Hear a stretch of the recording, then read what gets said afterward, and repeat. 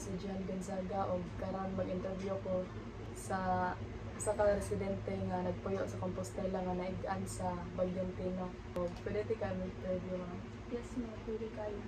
Pwede na may paglaylayan ko galing mo. Ako si Daphne Pancho, 19 years old og taga Cugon, Compostela. Unsa imong giandam katong paghibaw nimo nga naipadong nga bagyo? Katong padong bagyo ang mga responder diri sa mga sa barangay kay nagsige na jud sila pa-remind nga mag-evacuate kuno og mokusog, pero kami sa akong family ug akong papa kay wala man jud ni kuan kay pareha lagi daw sa audit nga hangin-hangin ra nya wa jud mi ga-expect nga motaas yung baha ato nya. Moto wala mi nangandam nga ipataas sa mga gamit nya, among giandam ra kay pagkaon ra. Nya katong pag-igo sa Bagyong Tino sa pangitabuan nyo na suwayan.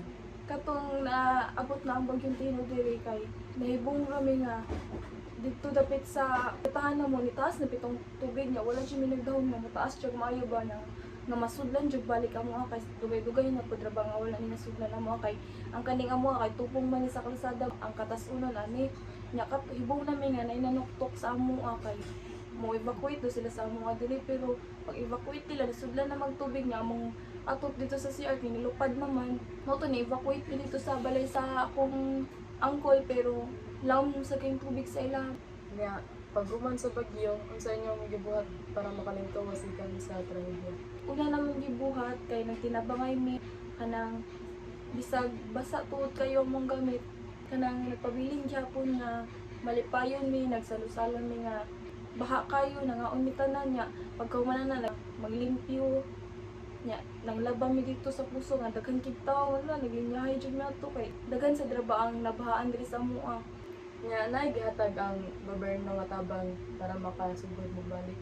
Wala pa kanang wala siya mi nag-expect nga matabang ang gobyerno namo kay namsad mi nakuha nga pagkaon nato kay ang Virginia kay na kuan man kanang nasudlan sa silag baha nya akong kuya akong igagaw kay nangadto man sila dito nakakuha silang mga canned food sa Virginia daghan kito, so mao to gi pangkaon nya nasa toy katong mga manok nga nang lutaw ba dili patay nya mao to kay gipanghatag naman lang kay lisod og kanang sa umang tag-iya mo tong amo na lang biluto daghan kay misudan na to na baboy na baka pagka pila ka adlaw kay nihatag og kanang tabang ang gobyerno katong nasa box ang sud kay mga canned foods, water o katong bugas nga gahi ba, pero kuan jud og hangin mao to.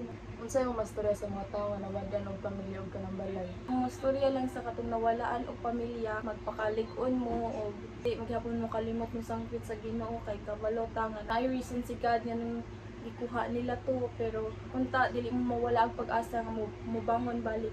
Unsa nga leksyon imong nakuha pag human sa bagyo? Ang leksyon nga akong nakuha kay dapat be prepared jud ta anytime o kanang dili na ta mosalig anang mga managan sa politika nga unsa ila ipakita nato kay mo boto dayon ta kay abig nay kwarta nya bisan pa man hinay or kusog ang bagyo dapat mangandam jud ta kay dili bitaw ta makatagna sa panahon. O about pud sa mga responder ug moingon sila nga ma-evacuate ta dili ta magginahig ulo ma-evacuate jud dayon ta kay kana sila kay ganahan na sila sa atong safety bisag usasad sila sa mga kanang pwede makuana ng bagyo. Thank you. Thank you.